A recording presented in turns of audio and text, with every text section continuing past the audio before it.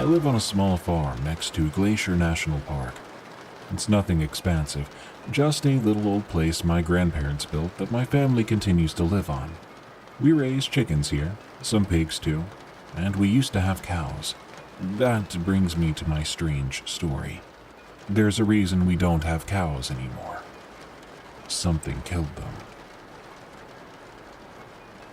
Back at the start of 2008, we had 3 cows named Jess, Sheila, and Marnie. We had planned to use them for milk, but they ended up mostly being big old pets that kept the grass short and clear of weeds. As spring started up that year, something strange began to happen. Back then, every night, I had to go outside right after dinner to make sure the cows were locked up in the barn. There are coyotes out here, and they've taken a chicken or two, and we didn't want to give them a chance at nipping at the cow's legs and causing permanent damage. I headed outside that night, beginning to pull Marnie inside the barn, then Jess.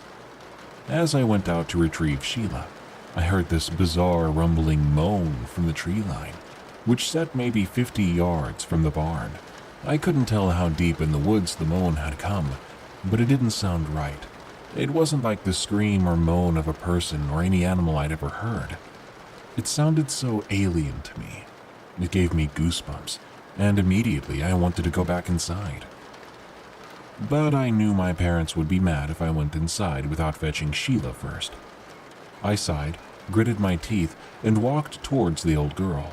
She was standing at the edge of the fence, maybe 10 yards from the tree line, which was on the other side of that fence. The fact I had to walk closer to that forest to go get her really spooked me. The closer I walked to it, the more creeped out I got. I jogged over, just trying to get this over with. When I got to Sheila, I clicked the rope leash to her collar and tugged on her to get her to follow me. But she wouldn't budge. "What's wrong with you?" I said, and I tugged again. Still wouldn't budge, but she did let out a grunt. I'd never heard her do that before. I walked over and looked around her to make sure she hadn't hurt herself. When I checked her front legs, I nearly screamed. There was something wrapped around her leg. It shimmered in the moonlight as if it was covered in some thick slime, and it pulsated every other second. It was curled all the way up her leg, nearly to her ribs. I remember thinking, what in the world is that? My first thought was some kind of worm, snake, or leech had latched itself onto Sheila. First things first, I grabbed a stick to poke at it. I was not about to touch that thing with my bare finger. The moment I poked it, something crazy happened. In the blink of an eye, the thing slithered off of Sheila's leg and rapidly retracted in the direction of the forest. And I mean it when I say retracted. The thing was so long that this was only one end of it, and the other end seemed to still be in the nearby woods. I watched it pull away, pushing the grass to the side as it did, until this end of it disappeared into the tree line. Do snakes and worms and leeches slither backwards when running away? Surely not. This was something else, and I had no clue what that something else even was. I quickly pulled on Sheila, who now followed my lead with a bit of a limp. As we got closer to the light on the barn, I took a look at her leg. The fur and skin along her leg was all shredded up, exactly where that creature had been latched onto her. I tied her to a post in the light and ran inside, fetching my mom and dad. My little brother came along too, morbidly curious as to what was wrong with the cow. I pointed at Sheila's leg and explained. She was standing at the edge of the fence out there by the woods. I tried to bring her to the barn, but this long, worm-looking thing was wrapped on her leg. My dad was bewildered. My story sounded crazy, but the wound was there to prove it. A worm, huh? That big? They could do that to a cow? Not sure about that. I think maybe the poor girl got caught in some wire or bramble. Got twisted on her leg. Dad, it was a living thing. I poked it with a stick and it yanked itself clean off. He raised up and scratched his head. Well, I trust you saw something on that poor thing. Never seen anything like it, to be honest. We bandaged up her leg and left her cozy in the barn, making sure to lock it up nice. Come morning before school, I ran outside to let the cows out, as was also my responsibility. I was worried about Sheila all night, and I wanted to see if she was doing any better. The moment I opened the front door and looked out at the barn, my heart sank. The barn doors were wide open. That couldn't be right. My dad was with me when we locked it up the night before. We couldn't have both been that absent-minded. I ran over to the barn doors and checked the locks. Sure enough, the chain was just dangling from the handle of the barn door on one side, and the padlock was on the ground, now open. I picked up the padlock. The moment I touched it, I was met with a slimy substance. "Ew," I said. The padlock was busted. I couldn't get it to click back down. If I had to guess, it looked like someone had managed to literally yank the padlock open. But why was it so slimy? It wasn't long before I noticed the grass laid back in a wide trail, leading up to the same edge of fence Sheila had been standing at the night before. "No way," I said under my breath. I began to follow the trail before catching myself mid-step. First, I needed to check on Sheila. I turned on the lights inside the barn. Jess and Marnie were fine, but Sheila was gone. A trail of hay led up to the door as if she'd been dragged away, but there was no blood on the ground. Did a person do this? I followed the trail in the grass then, all the way up to the edge of the fence. I gasped when I saw it. The wooden fence had been broken in one spot, making room enough for something as big as Sheila to fit through. But near one of the posts was a leg. A cow's leg, with a smooth curling wound around it from top to bottom. I looked past the fence. The grass was laid back all the way to the woods. I ran to get my dad. I showed him what I'd found, and I heard him curse under his breath when he saw Sheila's leg near the fence. I was crying quietly then, knowing that we probably would not find Sheila alive. Dad sent me off to school in a hurry that day, telling me not to worry about it. As my mom, brother, and I drove away to school, I saw him head into the woods with a rifle and a flashlight. That day at school was slow and worrisome. I couldn't stop thinking about Sheila and my dad. I was beginning to think that that dang slimy thing had come back and dragged Sheila out of the barn. I mean, what else could explain that slimy lock? I just wanted to get home. That afternoon back at home, I found my dad at the kitchen table drinking a coffee. It was never a good sign to see my dad drinking an afternoon coffee. He always kept his coffee to the early morning to keep him awake. If he was drinking it late, it meant he wanted to be wide awake for some time, and it was already 4 p.m.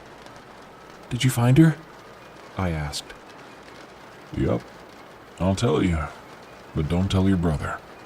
Mom already knows. I nodded. She's dead, hon. Found her about half a mile into those woods. She got dragged pretty far by something before it ate up nearly half of her. I was sad, but I sort of knew that the news wouldn't be good. That's probably why my next question was an odd one. Was there some slimy stuff on her? He looked surprised at first, then he sighed. Sure was. I don't know what it was that got her, and it's best you don't think about it either. I ain't gonna let nothing get you or your brother or your mama. He tried to reassure me, but I wasn't feeling any better about the situation. In the matter of 2 weeks after that, Jess and Marnie would both be dragged away from the fields and into those very same woods the exact same way. Each of them partially eaten when we found them. I was very upset about this, and we ended up putting a lot of time and energy into keeping the pigs and chickens we had safe too. But nothing ever came for them. Dad thinks whatever was out there moved on after eating the cows, but he was never too keen on getting more cows, in case he was wrong. That was a long time ago. A very odd and very unsettling memory for me to dig up. I wish I knew what it was. I think that's the worst part. to have seen something that strange, that dangerous, and to never have confirmation of what it was, and yet I still live here. Seeing something eat my cows, I had nightmares for a while that my family might be next. I still have those nightmares on occasion.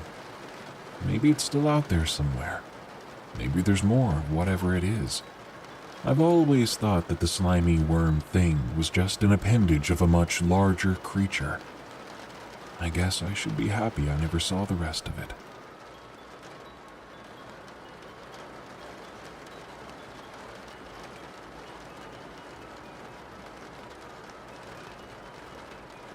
This happened in October of 2021.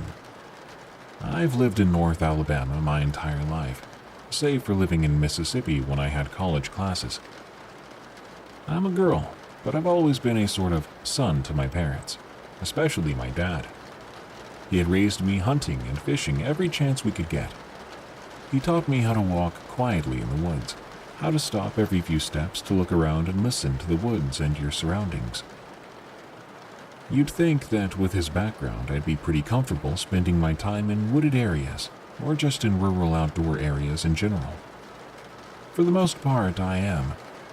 However, I get really intense paranoia when I'm in the woods after dark, and I never venture out without a firearm. After this experience, I'll never again question my preservation instincts. The night of my last birthday, my boyfriend surprised me with a little trip to a secluded riverbank, where he and I had gone hammocking before, as well as where my dad and I had spent many fishing excursions. He pulled into the boat ramp parking lot, turning into a smaller side road, and parked his truck with the tailgate facing the river and the hood right against the tree line. It was about 8 p.m. then, so it was already dark out, which put me on edge just a little bit upon arriving at the riverbank. I tried not to get too scared, though, and I focused on enjoying the evening my boyfriend had set up for us. He came prepared with an endless supply of goodies for me. Slice of cake, my favorite candy, soda, cheesecake, and he even blew up an air mattress for us to lay on in the bed of his truck. We stayed there listening to music, talking and enjoying each other's company for about half an hour, before a cop rolled into the parking lot. Knowing we weren't doing anything wrong, we didn't even have alcohol or anything of the sort, we exchanged small talk with the cop when he came to see what we were doing. "Well, this is new," he said at first, referring to a couple of teenagers on an air mattress in a truck bed on the riverbank at night. We laughed a bit with him, acknowledging that the situation probably seemed a little odd. But after some general exchanges with the cop, he ended the conversation with, "All right then, y'all be careful out here. Some crazy crap's been going on lately. Don't want y'all to get caught up in anything." We gave him a brief, "Yes sir, will do," as he got back in his car and pulled out of the parking lot. At this point, we had stuffed ourselves with cake and various other goodies, so we decided to just lie down together and look at the stars. A bit of time passed as we did so, and I'd become entirely at ease with being out there in the dark. I trusted my boyfriend. He's had a few more intense encounters than I have with wildlife, and just generally creepy situations in rural areas, so I felt safe with him. That was until twigs snapped from within the tree line that the hood of the truck was butted right up against. I shut up mid-sentence when I heard it. My boyfriend and I lay there still and silent while we waited to hear the noise again. Now, I've heard my share of animals in the woods, and I also know the general mannerisms of the animals we have in that area. For instance, I'd heard packs of coyotes howling along that same riverbank before, but I didn't think one lone coyote would venture so close to us with our music and lights from the truck. We don't have any large predators either. The occasional bobcat would come around, but they tended to be pretty shy, and any cat would definitely make sure to be completely silent when approaching something they weren't sure about. Some rustling went on from the same direction as the original twig snap, and I whispered to my boyfriend, almost inaudibly, "What was that?" He briefly put a hand over my mouth, a gesture telling me not to make a sound, which put my heart rate through the roof. We lay there, listening to what sounded like footsteps heading toward the parking lot along the tree line. This absolutely freaked me out. Whatever it was, be it a regular animal or something else, it was very close to us, and we were lying out in the open.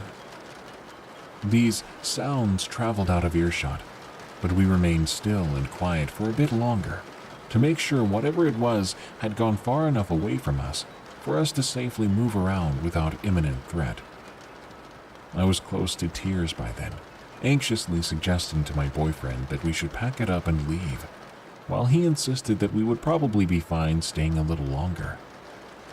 I felt awful about wanting to cut our night short, because his birthday surprise for me was really sweet, but my gut just was not having it. Reluctantly, he gave in to my suggestion of leaving. We packed everything back into the truck, me constantly looking around and listening every minute or so, until the only thing left to take was the air mattress. I'd leaned up against the side of the truck bed as he hooked up the pump to take the air out, when a goose called out from the riverbank about 10 yards from us. Not thinking much of it, we continued packing up, until we heard a more frantic goose call. And my boyfriend jumped out of the truck with a hasty, "That goose is being attacked. Get in the truck." He didn't have to tell me twice. From inside the closed vehicle doors, we listened as this goose on the bank screamed out several more times before being cut off mid-scream, having been finally killed. I was terrified at the moment. I couldn't make sense of why any normal animal would be so bold as to approach our vehicle, then actively kill another animal within a short distance of us. This thing didn't seem to have any fear. Sitting in silent panic as my boyfriend rubbed my arm to comfort me, he never got scared in situations like that. We allowed some time to pass before he said he would go back out and finish taking care of the air mattress. I was scared for him, imagining all kinds of scenarios where he could be attacked by something as I sat in the truck. I knew he had to get everything situated so we could drive away, though, so I watched through the back window and even cracked my door to keep an eye on him. Soon he finished with the air mattress, and he just sat it in the back seat. That's when a huffing sound came from the bank where we'd heard the goose dying. My adrenaline went insane then. I called out to him urgently and semi-quietly to get his butt back in the truck. But instead, he pulled out his flashlight and shined it along the bank, walking slowly in that direction. That idiot, I was thinking. I'd rather not sit here and witness his brutal death by some animal or thing, whatever it is. He stepped toward the parking lot, still shining the light down the bank. Then he stopped, and he said, "I see it." He spoke so calmly. I urged him again to get back to the truck, which this time he finally listened. Once he was in the truck with the door shut, I asked him what it was. Was it a coyote? A cougar? He cocked his head. No, neither of those. It was dark and low to the ground, and pretty big too. That made up my mind. I told him to drive us out of there that instant, and he obliged. I never saw the thing he described, and I'm glad I didn't. My boyfriend has always internalized any fear or strong emotion, so I don't think his mild reaction to the encounter was phony. Later on, he admitted to me that he acted that way so I wouldn't get any more scared than I already was. I have no idea what it was that was lurking around us that night, but I'm grateful my birthday evening didn't turn out morbid.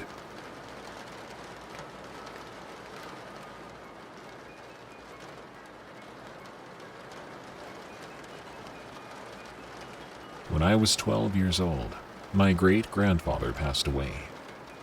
Being the patriarch of the family, many of my family members were devastated. It wasn't a sudden or unexpected death, but that didn't make it hurt any less. My great-grandparents were your typical Irish family. They had 12 kids and hundreds of grandchildren and great-grandchildren. The day after my Grampy passed, I decided to spend the night at my great-grandmother's house with my great-aunt Sarah and my first cousin Mark. When I arrived, I found my Nana at her seat at the end of the kitchen table, with her usual lit cigarette and cup of tea. It was about midnight by then, and I settled down at the table with her, Sarah, and Mark. My whole family consists of these night owls, so it wasn't uncommon for us to be up late into the night together. Around 2 a.m., it started to rain outside. The kitchen was surrounded by big glass windows and a sliding glass door. As we sat and reminisced about Grampy, the weather worsened quickly. Suddenly, there was a loud crack of thunder and a flash of lightning illuminating the entire house. Then the house was engulfed in darkness. The power had gone out. This wasn't unusual in our area during storms, as we lived on a man-made island of sorts. We were used to things breaking easily here and taking a while to be fixed. Everyone went about their conversations as if this was a normal incident. All of a sudden, something overcame me. I felt this rush of nausea, and my face began to tingle and go numb. Abruptly, the world fell silent around me, and all I could hear was the voice in my ear. At first, it was a whisper that I strained to hear, but rapidly it grew louder, and I was able to clearly understand what it was saying to me. Someone is dead. My head rushed with thoughts. I mean, of course someone was dead. My Grampy had just died the day before. I felt that if I didn't repeat what the voice was telling me, it would continue to weaken me. It was a weird feeling to not be in control of my body, but to still be fully conscious and aware of my surroundings. I was having an internal battle with myself, because as much as I somehow knew how to stop this, I didn't want to upset my Nana, who had been through enough pain already. Finally, after about 3 minutes and feeling like I was on the brink of losing consciousness, a loud bang erupted from outside. Everyone fell silent. I then blurted out, "Someone is dead." Everyone looked over to me, puzzled, and I repeated myself, "Someone is dead." My aunt, trying to defuse the situation, said someone probably just hit a pole and that's what that noise was. Not sure how that was supposed to lighten the mood, but I commend her effort at trying to deflect my crazy outburst. Immediately, after I said the words, my body instantly felt relief. It was as if a weight was lifted off my chest, and the nausea and faintness disappeared in an instant. Everyone decided it was best to go to bed now. By then it was just past 3 a.m. As I got ready to lie down, my cousin came to me very frightened. He was checking all the doors and windows to make sure they were locked, and was asking me more about why I said that. I explained what had happened to me, and how I knew the only way to make it stop was to say that aloud to everyone. He was nervous, to say the least, and we ended up each taking a couch in the living room to sleep for the night. The next day, many of my family came to visit. It was a blur of bodies trying to comfort and console each other. I was talking to my cousin M and his sister L when the phone rang. My Nana answered the phone, abruptly letting out the most devastating cry I've ever heard. She fell to the floor, crying and yelling, "Don't you say that to me." Everyone was so confused and rushing to her side. Being only 12 years old, I was ushered into the living room as the adults tried to shelter us from the situation. But there were no doors in the room, so I could clearly hear the commotion in the kitchen right next to us. Elle snuck into the kitchen to investigate, coming back a few minutes later. As she came up to M and me, my mother had just walked over to our group, asking what had happened, as she had just gotten here. Without skipping a beat, my cousin L said that our other cousin A had committed suicide in the early hours of the morning, and everyone, including my Nana, had just found out. At this point, I had completely forgotten about the night before, surprisingly, but my cousin M certainly had not. His eyes looked like they were going to fall out of his head. He looked at all of us and said, "You told us last night that this had happened." Suddenly, he spewed the events of the past night to my mother and cousin, and kept saying, "She's psychic! She's a psychic!" To this day, he still says that. It's a story he seems to love to reminisce about almost every time we're together. I don't know if I'm psychic. I've had many other weird things happen to me. But that night it was this voice that started in my ear, then took over my body, that warned us. I'm not sure if this was my Grampy trying to warn us, or something more sinister at play. Either way, it has happened to me one other time when I was 14, but not since. It was a scary experience for me. But both times, as soon as I spoke the words I was hearing aloud, which were basically me saying that death was coming, the events stopped immediately. I've done a lot of research, and I'm torn between psychic empathy episodes, some type of possession, or maybe just a ghostly warning. Any ideas are greatly appreciated. Stay safe, everyone, and be careful of the voice of death.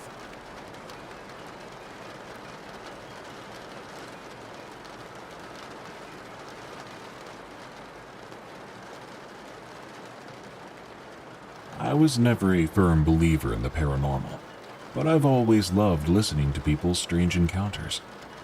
After this, I can no longer doubt my belief in things that can't be explained. This is my bone-chilling experience.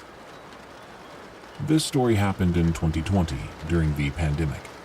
As everyone knows, the world shut down, and everyone and everything went on lockdown.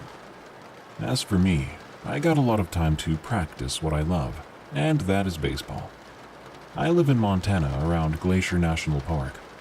I was 17 at the time, and to put it into perspective, I'm 6'4" and have a good build, but I'm a gentle giant, and I get paranoid rather easily.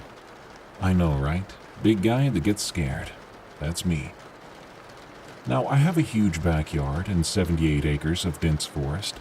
In those acres, there's a shooting range, some ATV trails, and a small creek. I'm not a stranger to being outside and exploring the woods. One day, while at around 4-ish, I was out riding my ATV on one of the trails we'd made. Suddenly, I saw something dart from the corner of my eye as I turned around a bend. I slowed my ATV down, and I looked in the direction that I saw the movement. I then noticed the only sound I heard was my ATV. So, me being a curious fellow, I turned off my ATV and listened. It was dead silent out there. I swear even the forest itself was on mute. That's when I heard it. Footsteps crunching leaves and sticks. These were slow and heavy footsteps.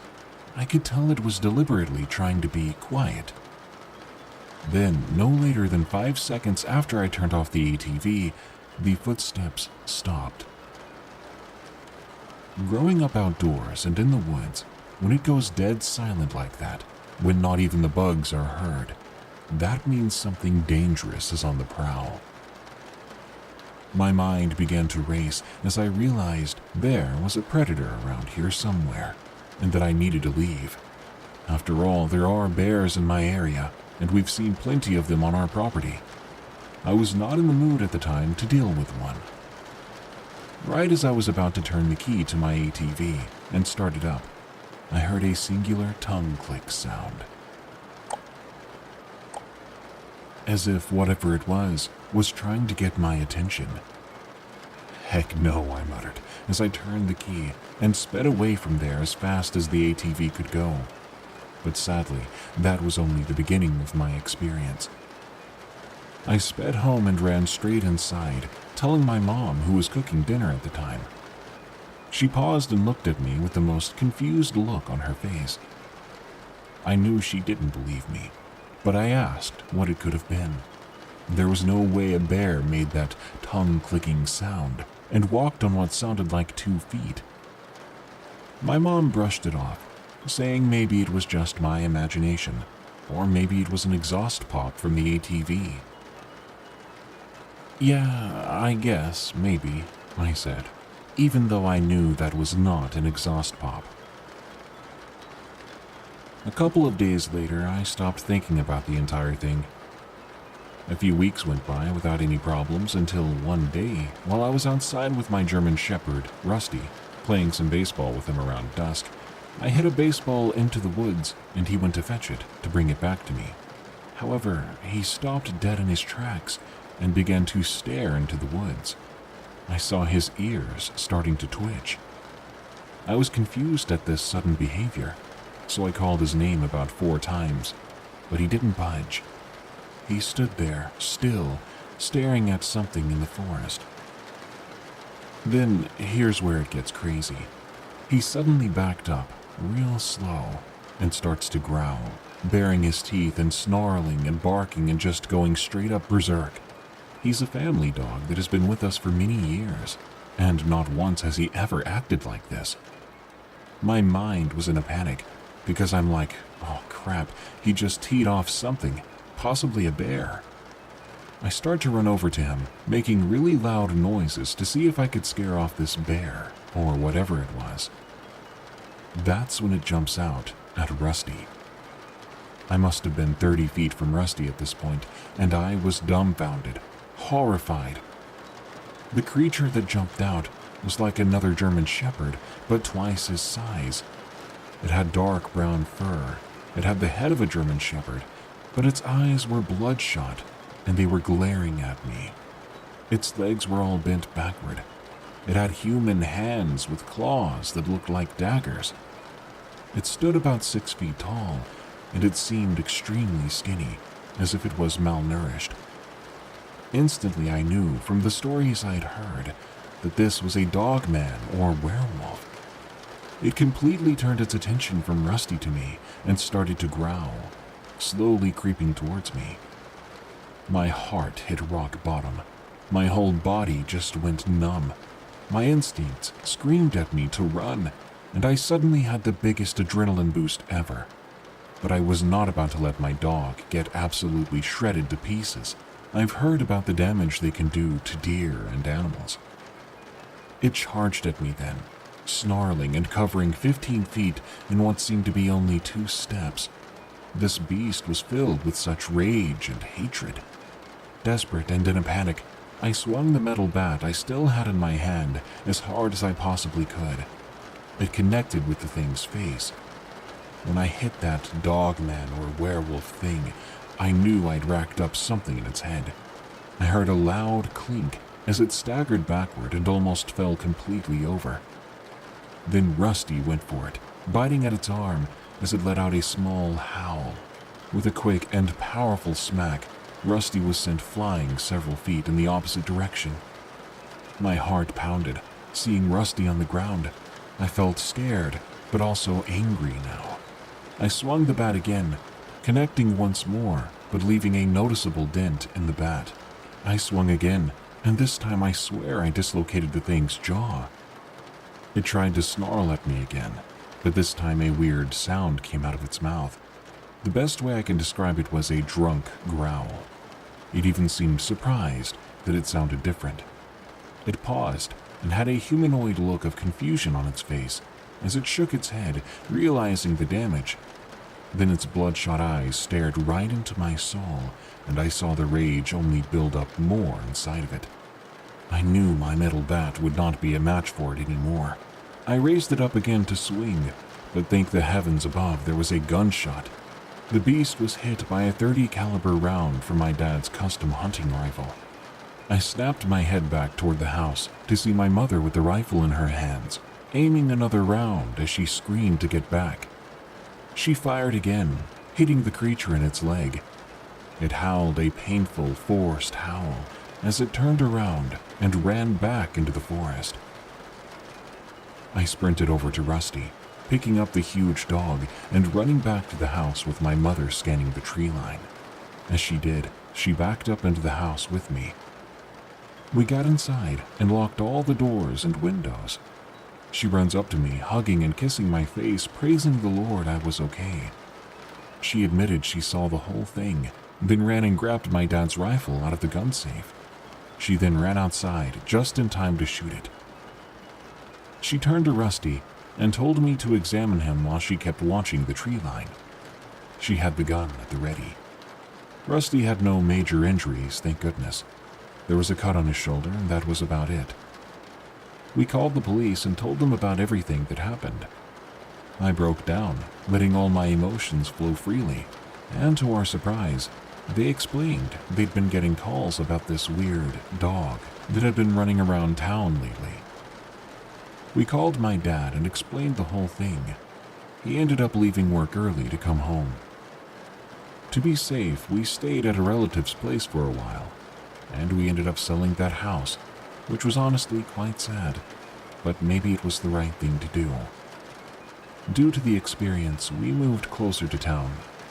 I'm now positive that things exist that we don't fully understand. So everyone listening, please be careful if you live next to the woods. There are things in there that are not bears, and they will not hesitate to end you.